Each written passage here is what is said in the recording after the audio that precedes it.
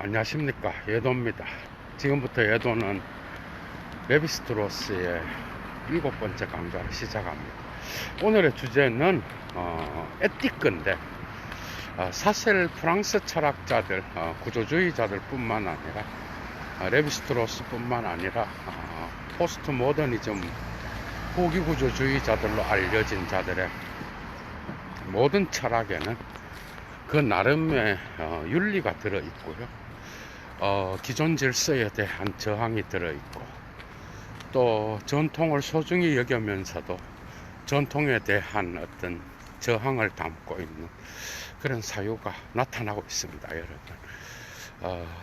예도가 요즘 하고 있는 크리스토바의 어떤 철학에도 윤리가 있고, 락강도 당연히 그렇겠죠. 오늘날 바디유와 지적을 통하여 나타나는 그런 윤리 역시도 자본주의 사회에서 드러나는 그런 다양한 존재론의 모순들을 고발하고 있죠. 자본을 통하여 인간성의 어떤 파괴, 이런 부분에 대한 저항이 숨어 있습니다, 여러분.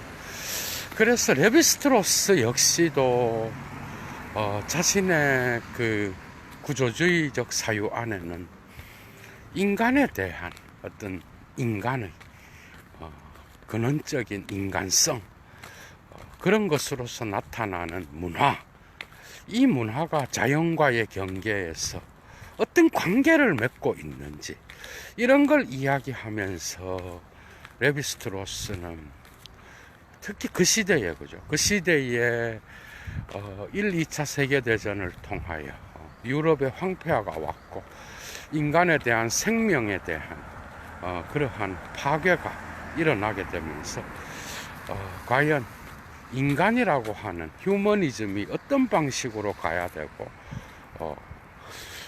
그리고 인간이라고 하는 것보다 생명을 소중히 여기는 우주론적 공동체에 대한 그런 윤리가 숨어 있다라고 할 수 있습니다. 여러분, 그 시대에 레비스트로스와 쌍벽을 이루면서 프랑스 철학에서 윤리를 이야기했던 자가 바로 사르트르입니다, 여러분. 사르트르고, 곳곳에서 사르트르와의 대결을 통하여 레비스트로스 자신만의 구조주의적 윤리를 주장하고 있는데, 그게 바로 타인에 대한, 타자에 대한 어떤 존경심을 가져야 된다라고 하는 그런 교훈이 들어있겠죠. 그러면서 사르트르를 꼭 언급하지 않는 곳에서 사르트르의 위끌로라고 하는 여러분 그 유명한 희곡이 있죠, 그죠? 닫힌 문, 비공개, 이런 식으로 번역될 수 있는데, 그 작품의 세 인물이 지옥을 통하여 묘사가 되잖아, 그죠? 그리고 또 타인의 시선이 이 지옥이라고 하는 그 방 안에서 나타나는 그 구조, 타인의 시선을 통하여 나의 실존이 대상화된다라고 하는 이런 문제점들을 이야기한 적이 있죠.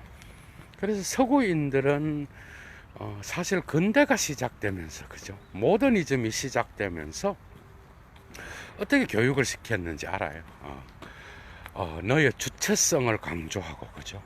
주체성을 강조하다 보니까 너는 너 자신의 어떤 그 이기적인 그런 본성이 강조되고, 너의 주관을 강조하다가 보니까 타인을 이물질로 생각하고, 이물질에 대한 어떤 그런 것이 대상 인식 속으로 들어오게 되고, 그 교육 속에는 개인주의와 어떤 그러한 이기주의, 이런 것들이 철학으로 가르쳐지게 되고, 여기에 대해서 레비스트로스는 특별히 신화학 68년도에 나온 신화학 3권에서 주로 마지막 부분에서 이런 윤리를 이야기하고 있어. 그런데 곳곳에서 나타납니다, 여러분. 특히 슬픈 열대에서는 인간이라고 하는 게 결코 인간은 개인으로서 존재할 수 없고, 이게 이런 게 이제 구조주의의 윤리입니다. 개인으로서 존재할 수 없으며 그 개인은 언제나 사회 속에 있고, 이 슬픈 열대에 나오는 내용이죠, 그죠? 사회 속에 있고, 또 그 사회 역시도 다른 사회와의 관계 안에 있으며, 이 다른 사회 또한 또 다른 사회와의 관계 안에서, 관계성 안에서 놓여 있는 그런 그러니까 개인은 결코 떨어져서 존재할 수 없다라는 거.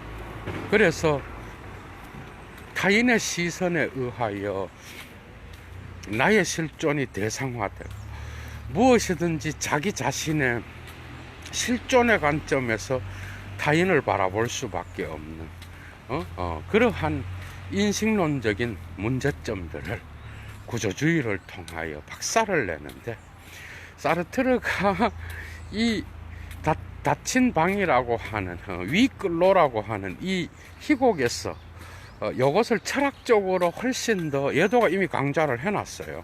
존재와 무, 타인은 지옥이다. 타자의 시선을 통하여 나타나는. 그래서 헤겔의 대자 존재를 또한 대타 존재까지 만들어서 대타와 대자와 적자를 또 나누어 가면서, 그죠? 자기 자신의 어떤 철학을 펼치고 있는데, 그런 내용들이 철학적으로 위끌로의 이 타자는 지옥이다라는 이 주제가 또한 존재와 무에서는 헤겔 철학의 변형을 통하여 나타납니다.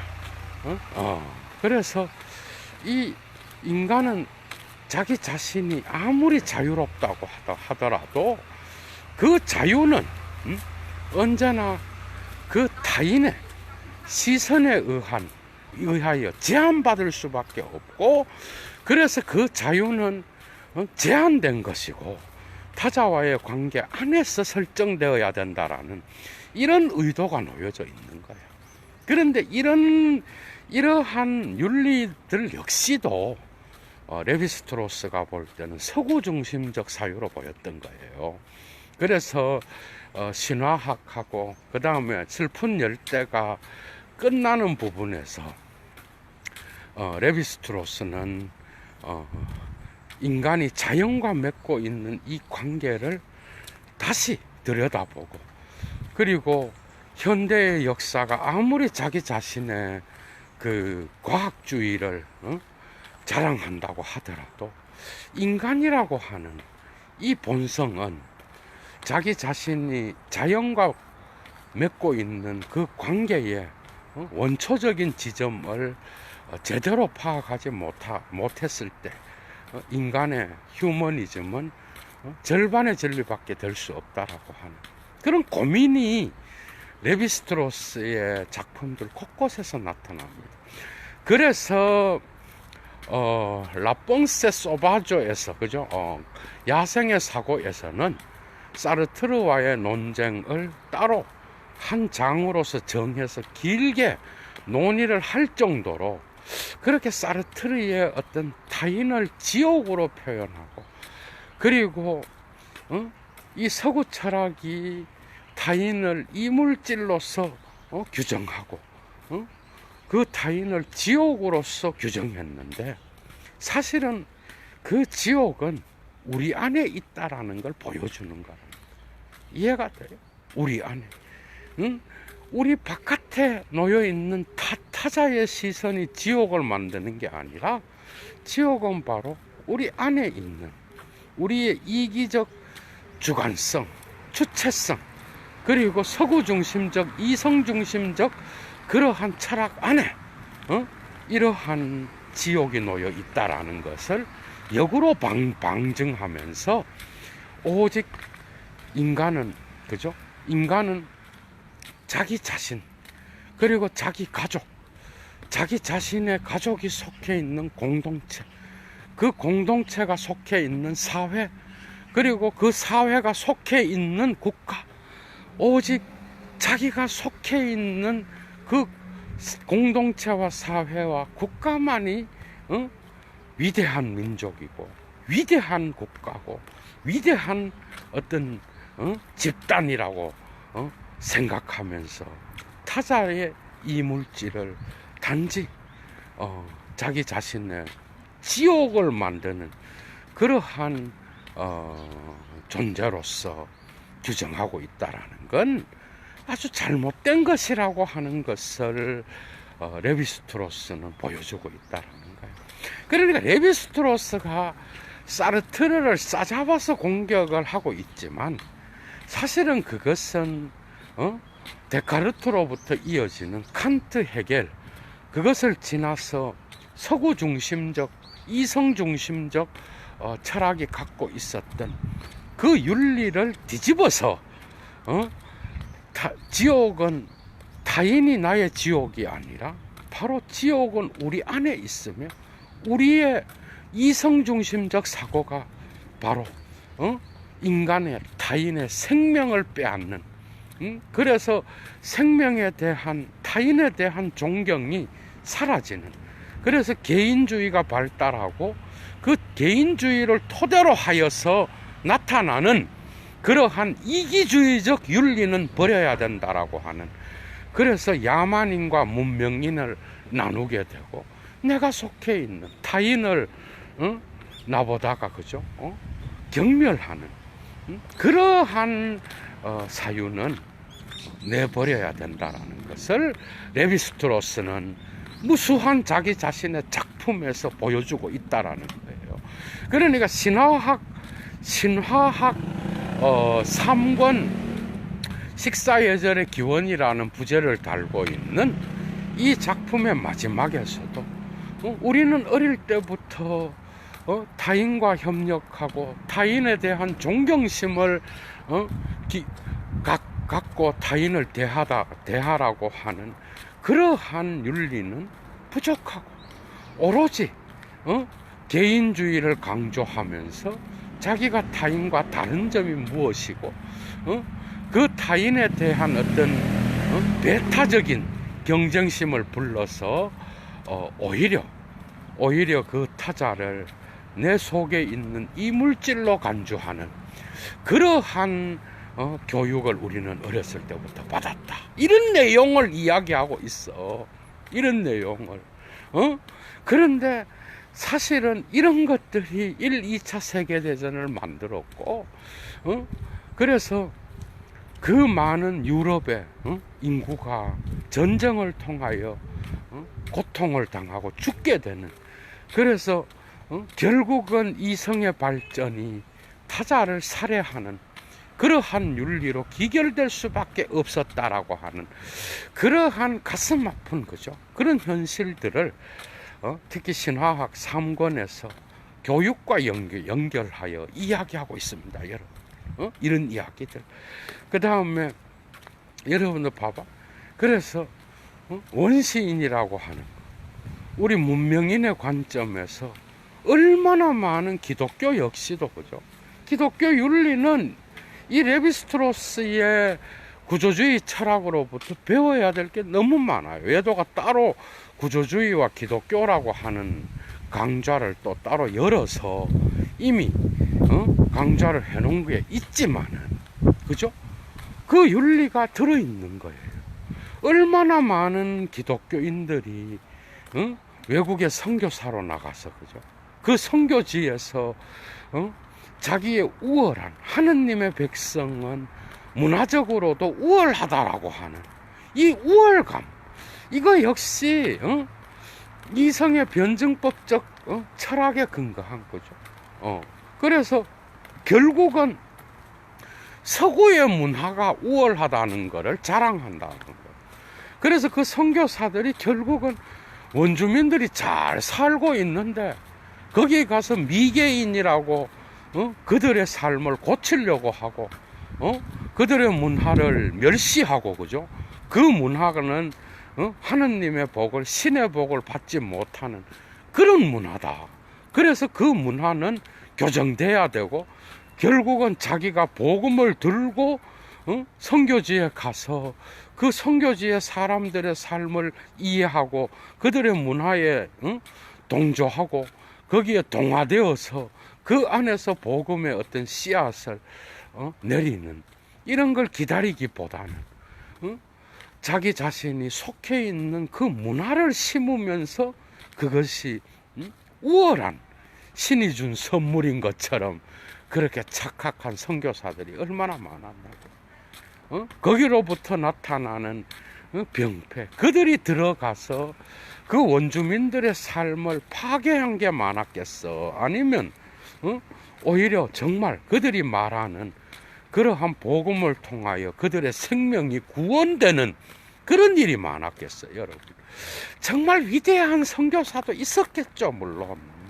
이런 레비스트로스의 이런 비판과 진단으로부터 결코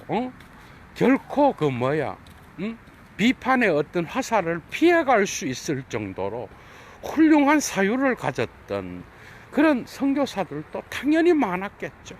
그 원주민들을 사랑하고 그들의 삶을 이해하려고 하고 그 삶에서 자기가 타인으로서 그죠? 그들을 대상으로 보기보다는 그들의 삶에 들어가서 그 삶에 동화되어서 그 삶을 이해할 때까지 단 한마디도 자기의 복음을 전하지 않고 그들의 삶을 이해하면서 같이 살아가다가 일평생을 그렇게 하다가 복음을 전하면서 그들의 문화 속에 동화되어서 살다가 죽었던 이런 자들도 많다기보다는 소수가 있었겠죠. 엄청난 교훈을 주는 거죠. 그러니까 우리가 생각하는 이런 것도 들어가. 돈이 좀 잘 살게 되었다. 그래서 선진국이 아닌 후진국의 모든 사람들을 그냥 하나의 우리보다 못 사는 사람, 미개한 사람, 뭔가 우리보다 열등한 사람으로서 우리가 규정하고 그 사람들의 문화를 이해하기는커녕 그냥 경제적 잣대로, 그죠? 어떻게 보면 자본주의의 혜택을 입은 이 글로벌 세계주의 안에서 오히려 자본주의의 혜택을 입은 G7이라든지 20개의 국가들 이 회의하고 모여가 이들이 오히려 그죠? 제3세계의 자연과 문화를 착취하면서 그 문화를 파괴하면서 자기들의 이득을 얻어간 것도 있어요, 여러분. 이런 쪽으로 대가가 누구야, 여러분? 이런 쪽 콜롬비아 대학교 교수였죠. 지금은 이미 돌아가셨지만 그게 누구야?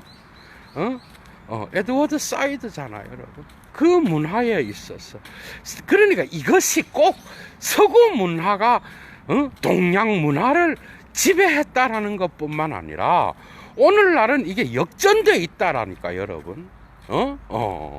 그러니까 그 타민족과 타인에 대한 어떤 그러한 문화를 이해하고 같은 인간으로서 저들은 어떤 문화를 형성하고 자연과의 관계를 맺고 있는지 이런 것들을 고민하고 저들을 이해하고 함께 살아가는 인간으로서, 그죠?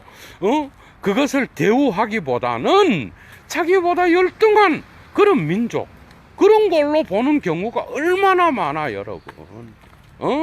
미국이라 그러면 환장을 하고, 그죠? 최고 문명으로서 앞서간 민족이라 그러지를 않나. 참, 러시아라든지, 이런 우리가 잘 모르는, 그러한, 옛날에, 여러분, 아프리카라든지, 그 다음에 또, 그 소비에트 시대에 같이 공산화되었던 그 지역들 있잖아요. 그 모든 문화들을 이해하지 않으면서 단지 미국 중심의 눈을 가지고 지금 제1등 가는 그 기준이 뭐야, 여러분? 그 기준이 문화의 우월과 열등을 나눌 수 있는 그 기준이 뭐야? 돈이에요, 여러분. 이런 것들, 이런 사유에 대한 강력한 윤리를 제기한 게 바로 레비스트로스였다라는 거예요.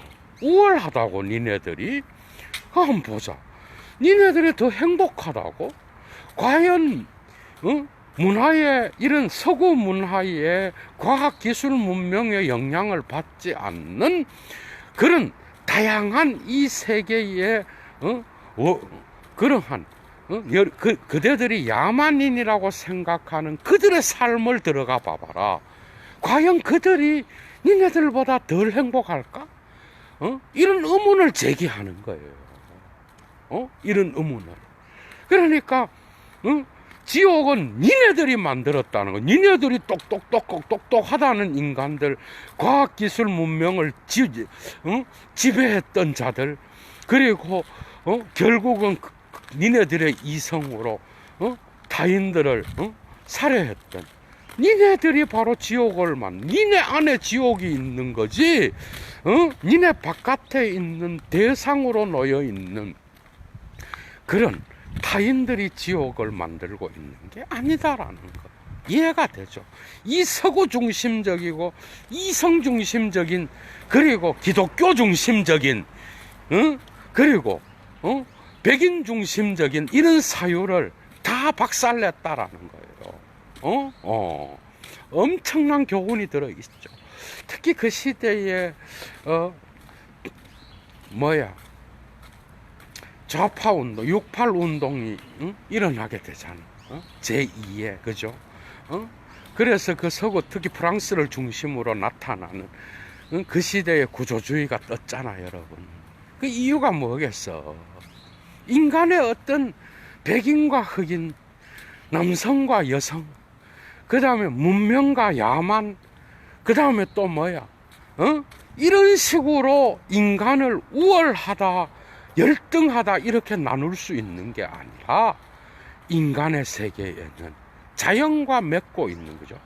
그런 관계 속에서 우리가 이 근원의 그 구조에 인간이 맺고 있는 이 문명과 야만을 나누기 이전에 원초의 어떤 자연과의 관계 안에 있었던 인간들을 우리가 생각해 본다면 지금까지 예도가 레비스트로스의 다양한 작품들을 이야기하면서 강좌를 이미 6개나 한 것처럼 그 앞선 강좌에서도 드러나듯이 이 레비스트로스가 했던 업적 중에 위대한 업적이 있다고 한다면 니네들이 야망과 문명을 나누었던 그 경계선에 과연 그 기준, 그것을 나누었던 니네들의 윤리는 어땠느냐,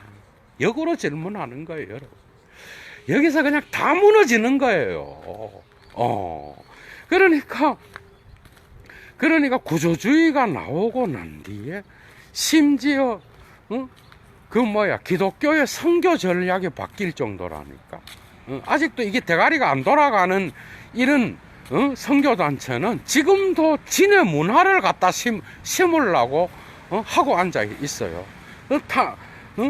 모든 것이 구원의 대상이야, 여러분. 얼마나 폭력적입니까? 얼마나. 결국은 자기 문화를 갖다 심어놔 놓고 그거를 구원받은 자들의 어떤 저 미개한 사회를 변화시켜야 된대.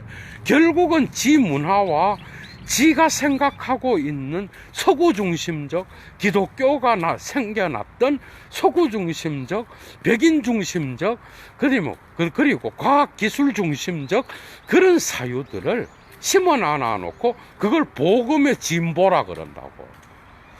기가 찰 노릇 아니에요.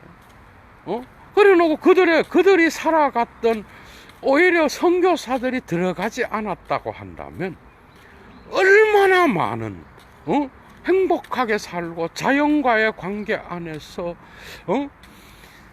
아름다운 어떤 그런 집을 짓고 자기들끼리 행복하게 살고 있는데 거기 침입해서 이거 아니다, 이거 미개 그거고 내가 갖고 온 복음, 결국은 그 복음이 지가 살던 문화를 심고 거기에다가 그 몇 년 지나서 그게 통용되면은 복음의 진보가 있었다 이지랄한다고. 이런 사유들.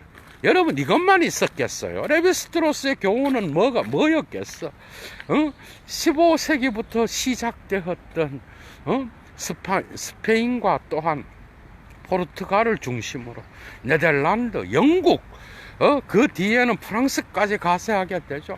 이 서구 열강들의 어떤 남아메리카와 아프리카와 제3세계 지역을 침입해 들어가면서 이루어 나왔던 그 제국주의적 사유들, 그리고 그들이 들어가서 그 원주민들과 그 원주민들이 살아갔던 그 자연과의 관계를 파괴하고, 그죠? 자기 자신들의 어떤 거기에서 나오는 온통 자기들이 필요로 했던 자본주의를 유지하기 위하여 자기들이 필요로 했던 온통 자연 산물들을, 그죠? 전부 다 빼앗아서 갖고 오고, 금과 여러분 한번 봐봐. 이런 짓거리를 이미 서구 국가들이 했다라는 거예요, 여러분. 이것으로부터 자유로울 수 있는 서구인들의 어떤 오만은 없었다라는 거예요. 이런 것들이 전부 다가 타인을 이물질로 보고 이물질이 들어온 것, 이것을 바깥으로 배척하고 네 자신의 주체성을 강조하는 이런 철학이 바로 이성중심적인 이런 사유가 바로 이런 타인들을 살해하는, 타인의 생명을 소중히 여기지 못하고 타인의 문화를 존경하지 못하는 그런 결말을 가져온 것이 아니겠는가. 그래서 자기가 연구했던 그 신화학, 그죠? 북아메리카의 인디언들을 이야기하면서 이제 사권에서 남아메리카로 넘어가면서 그 두 개를 개사로 연결하잖아요, 여러분. 그 지점에서 레비스트로스가 그 서구 중심적 교육의 어떤 이기주의를 고발합니다, 여러분. 거기에서 레비스트로스는 또 자기 자신의 윤리를 이야기하고 있는 거예요. 사르트르와의 논쟁에서도 네 철학이 말하고 있는, 네가 말하고 있는 역사의 변증법, 그걸 이끌어가는 이성은 누구의 이성이냐는 거야. 그것은 그것이 지금까지 발전되어 왔다면 발전 이전에 머무르고 있는 소위 원시인들이라고 니네들이 지칭하는 야생의 사고를 가진 그런 자들은, 서구 문명의 혜택을 입지 않는 자들은 과연 그것이 전논리적인 인간들로서 니네들이 야만인이라고 그렇게 매도하고 그렇게 한마디로 규정할 수 있는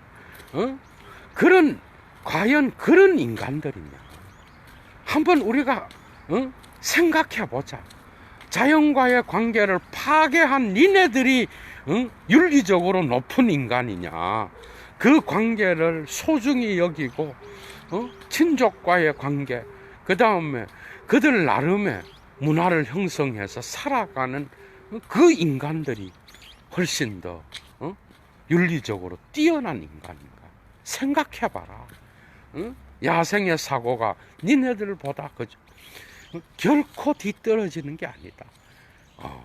그래서 그런 것으로서 경제적이고 과학기술적인 것으로서 니네들이 니네들의 문화를 우월한 것으로 생각했다면 거기에 대하여 참여를 해라, 이 새끼들아. 이런 윤리가 레비스트로스의 작품들 곳곳에서 나타나는 거예요, 여러분. 이해가 돼요? 그러니까 자본주의로 본인이 물들어서 그 랑그 속에서 사는 자는 이런 이야기들이 거추장스러운 거지 뭐. 그러니까 자본주의의 혜택을 입은 자는, 우리도 그렇잖아.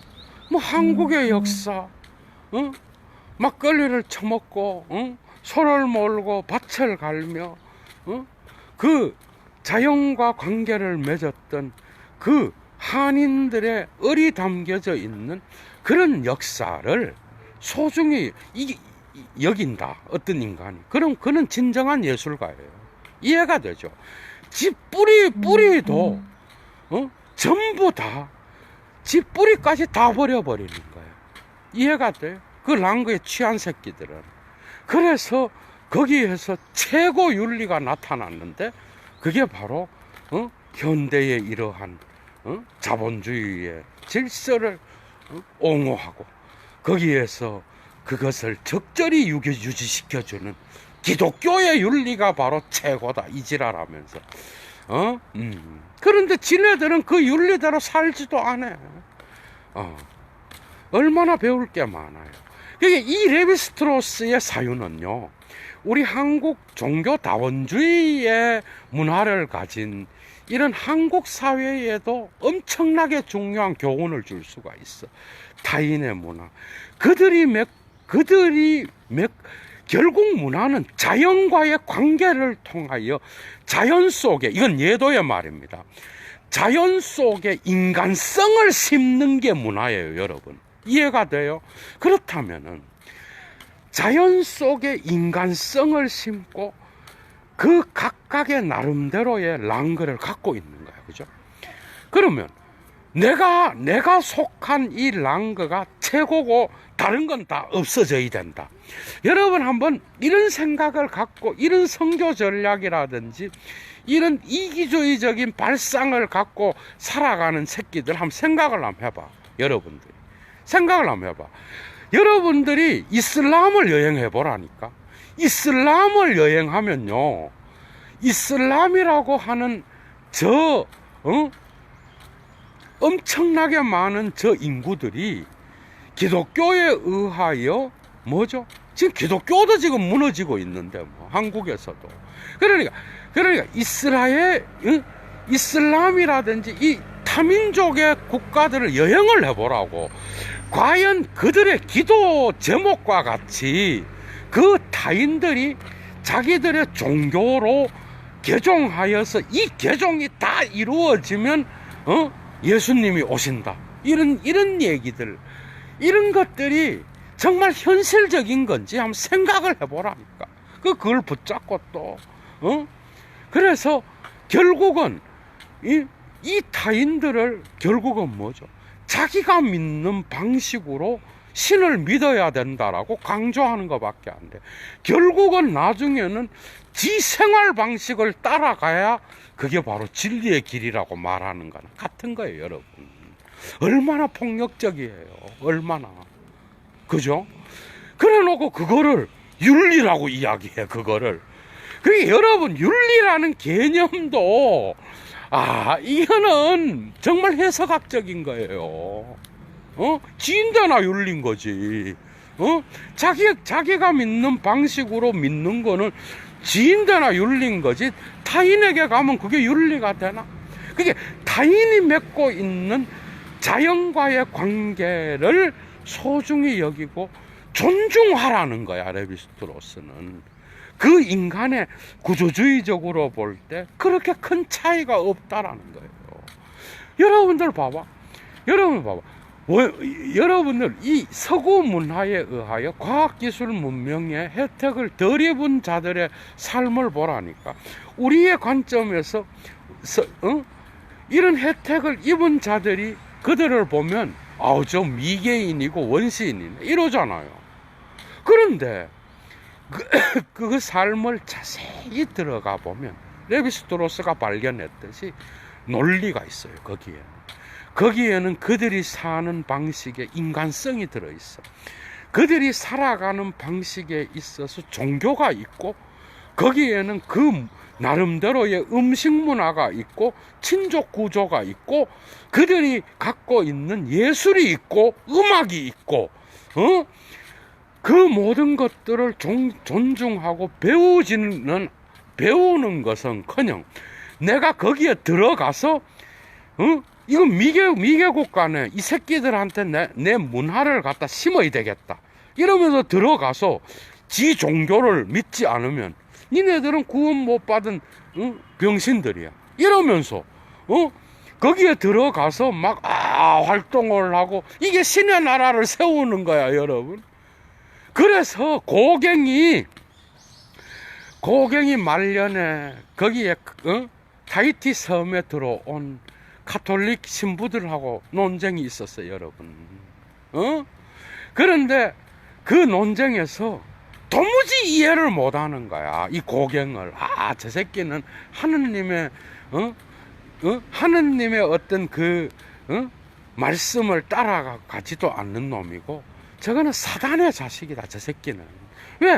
왜 원주민들하고 같이 놀아나고 그들과 함께 같이 소풍도 가고 같이 지네들이 볼 때는 그들의 문화 속에서 함께 동화되어서 함께 살아가고 있는 이 예술가가 도무지 하느님을 믿는 그런 새끼로 보이지 않았던 거겠죠.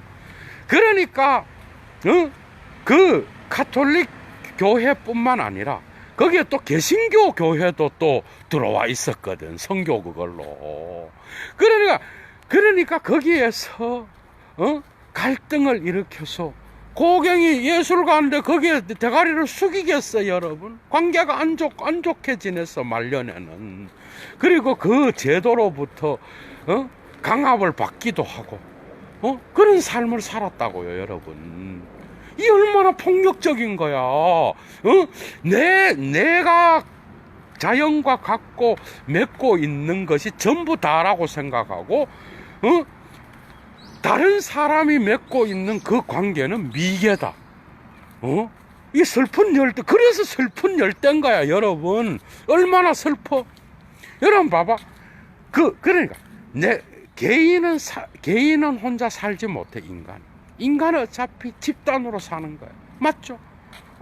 아무리 산속에 혼자 처박혀 사는 고승이나 혼자 살아가는 사람도 지 혼자 사는 게 아니에요. 자연과 산다지만은 결국은 이 사회 공동체의 구조 안에서 떨어져서 사는 거예요, 여러분.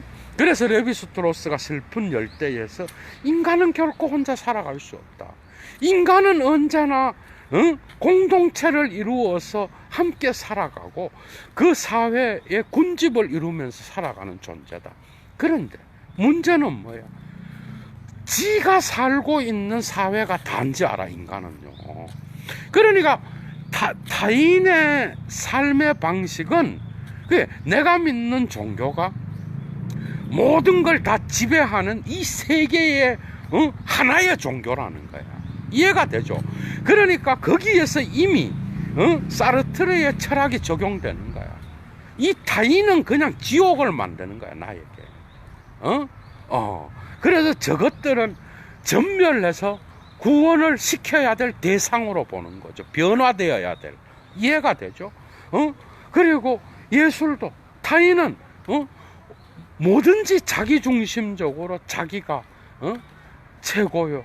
그게 바로 개인주의요, 이성중심주의적 사고거든. 결국은 자기중심적이고, 그래서 타인은 결국은 이물질로 간주하고, 그것은 나의 주관과 나의 개인주의를 침해하는 그런 것으로 사유했다라는 거야.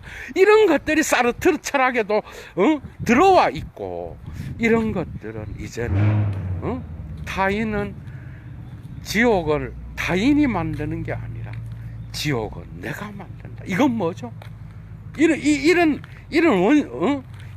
이 야생의 사고라든지 슬픈 열대라든지 신화학이라든지 이런 것들에서 가르치고 있는 레비스트로스의 에티크가 뭐야, 여러분? 그건 딴 게 아니라 네가 인간이라고 한다면 타자도 인간이다. 근데 그 타자를 존경하기는커녕 나의 우월감으로서 타인을 열등하다라고 생각하는 이런 서구의 이성중심적 교육은 잘못된 것이다. 그런 것들이 바로 이러한 1, 2차 세계대전과 같은 이런 비극을 만들었고, 거기에서 휴머니즘은 한계가 드러났으며 이제 휴머니즘은 어떻게 나가야 되느냐? 인간보다는 생명을 소중히 여기는 뭐죠? 동물과 식물과 그리고 같은 인간뿐만 아니라 이 세계를 우주적 공동체로 보고, 그죠? 이런 게 구조주의의 윤리예요, 여러분. 그래서 그들을 존중하고, 그 생명을 소중히 여기는 이런 방식으로 나가지 않는, 이런 구조주의의 윤리는 오늘날도 통용되겠죠, 여러분. 그죠? 그래서, 타인을 존중할 뿐만 아니라 인간이 아닌 다른 생명체, 생명이 있는 모든 것은 존중하고 그것은 인간이라고 하는 개념보다 위에 있다라는 거예요, 여러분. 이해가 되죠? 이것은 우주론으로 엮여져 있으며 거기에는 언제나 인간 자체를 드러내줄 수 있는 아름다운 조화가 있다라는, 그게 바로 구조였다라는 거죠, 여러분. 이게 바로 레비스트로스가 가르쳐준 윤리예요. 그러니까 신화학 3권에 나오는 이런 서구에서 가르치는 이런 서구 중심적인, 이런 이성 중심적이고 그 이성이 가장 빨리 깬 서구가 바로 가장 우월한 변증법적 단계에서, 아니 헤겔도 독일의 그 당시에 프로이센의 기독교 국가가 가장 역사 철학에서 발달했다 그러잖아, 여러분. 사르트르 역시도 이러한 사르트르의 윤리를 이렇게 하나로 묶어서 이야기할 수는 없지만, 그럼에도 불구하고 이런 타자는 지옥이다라고 하는 그의 희곡뿐만 아니라 그의 작품 곳곳에서 나타나고, 특히 타인의 시선을 철학적으로 규정했던 존재와 무라는 작품에서도 나오고, 그죠? 그런 것들은 결국은 이성중심적인 모더니즘의 그런 윤리가, 교육이 거기에 숨어 있었는데, 레비스트로스가 곳곳을 방문해 보니 그거는 환상이다. 니네들의 오만함이요, 니네들의 한 번도 타인의 지역을 방문하지 않는 동양뿐만 아니라 남아메리카와 아프리카와 호주와 곳곳에 펼쳐져 있는 그 섬들의 원주민들의 삶을 니네들이 모르지 않느냐? 단 한 번도 방문하지 않고 변증법적인 역사 발전에서 최고의 정점을 차지한다고 지랄을 떨지 말아라. 이게 바로 레비스토로스가 사르트르와 헤겔을 향하여 던졌던 그러한 윤리였습니다, 여러분. 이런 윤리는 상당히 중요하겠죠, 그죠? 특히 다원주의적인 문화를 형성하고 있는 대한민국의 오늘날의 질서 속에도 적용될 수 있는 그런 윤리예요.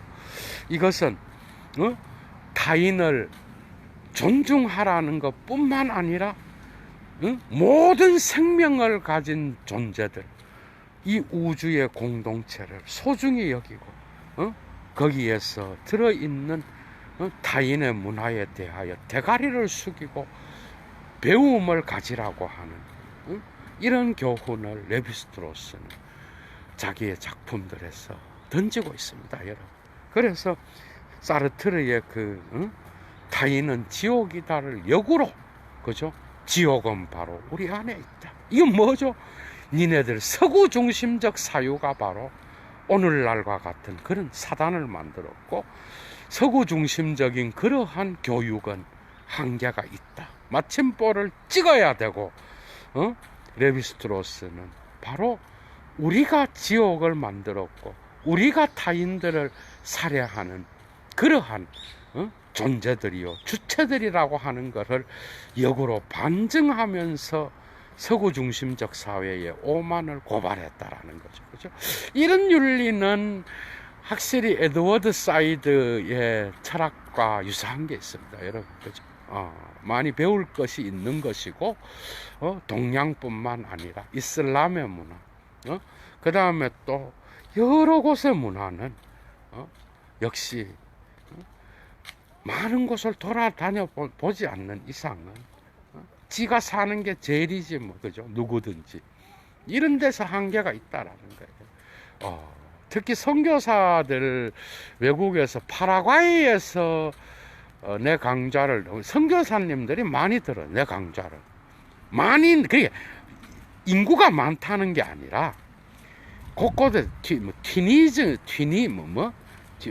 아프리카에 튀니스에 또 있는 어떤 선교사 강의들 듣고 메시지도 보내기도 하고 하는데 요런 레비스트로스의 에티크로부터 배우셔서 정말 올바른 거죠. 그러한 미셔너리의 활동도 하시고 그 다음에 그 문화 속에 들어가서 대가리를 숙이고 먼저 배우고 그 다음에 그들과 함께 살아가는 거, 그죠? 그런 것이 먼저가 돼야 되지 않는가 하는 그런 생각을 해봤습니다, 여러분. 이로써 레비스트로스는 이제 다양한 후기 구조주의자들에 의하여 해석되는데, 이런 윤리는 후기 구조주의자들한테도 넘어갔고요. 특히 데리다 역시 소수민족인 유대인으로서, 그죠? 많은 어떤 서구 사회의 그런 서구 중심적인 어떤 그러한 철학을 해체하는 데에 이런 사유가 작용했다라고 생각합니다, 여러분. 그리고 또 들레즈라든지, 그리고 또 다양한 인간의 자유와 타인을 나보다 못하게 여기는 그런 우월의식이 지배하는 모든 곳에 포스트 모더니즘 철학은 저항했다라는 거, 그죠? 이런 것들 여러분들 잘 생각하시고, 서구 중심적, 미국 중심적, 오늘날은, 그죠? 그 다음에 기독교 중심적, 얼마나 폭력적이에요. 그 다음에 남성 중심적, 이성 중심적, 정말 무서운 단어들입니다, 여러분.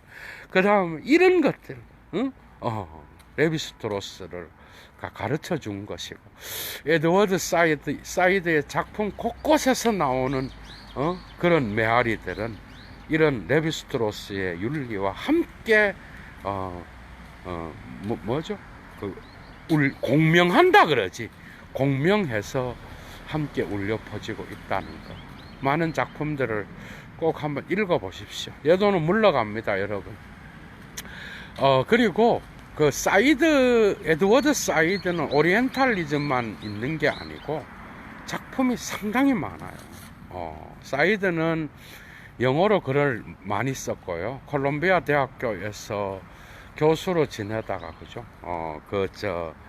조지 부시로부터 그때 이라크 전쟁 때에 또 약간 시련을 겪기도 하고, 어떻게 또 촘스키와 동조를 하여 또 함께 활동을 하기도 하고 했는데, 어쨌든 사이드 역시도 포스트 모더니즘 안에서 또 다른 자기 방식의 팔레스타인 그러한 사람으로서 그 역시 얼마나 많은 그러한 슬픔을 겪었겠어, 그죠? 거기에서 나오는 그런 윤리가 있는데, 영어로 문장이 장난이 아니에요. 사이드 문장도 뛰어납니다.